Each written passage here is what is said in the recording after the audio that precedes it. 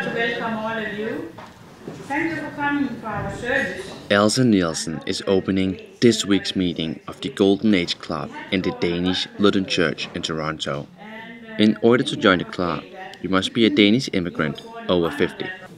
Let us sing our song and then stand for singing words.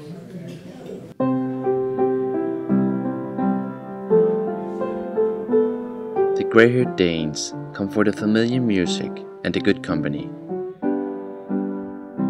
Even though the Danish Canadians have lived most of their lives here in Canada, they sometimes feel lonely and miss their old homes in their golden years. Det er et formål, det er, at man prøver på at samle folk op, som sidder alene og som ønsker selskab. Elsa and her husband married young. Men jeg var 22 år dengang. Her husband, the pastor and founder of the Danish church, died more than 25 years ago.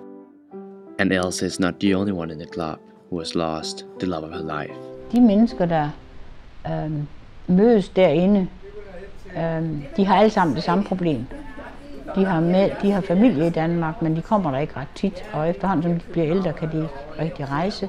Derfor deres venner herovre, det bliver deres familie. Men jeg tror, sovs og kartofler, det kan enhver dansker vist godt lide. The family of the club might not be as traditional as the Danish lunch Dorte is making.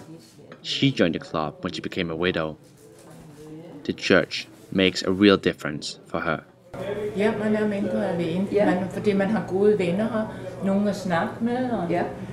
Det er lige så meget, hvad kan jeg sige, en kirke, en social club som en kirke. If it hadn't been for Elsa, there wouldn't have been a church or a social club. The current pastor recognizes how much Elsa has brought to the community.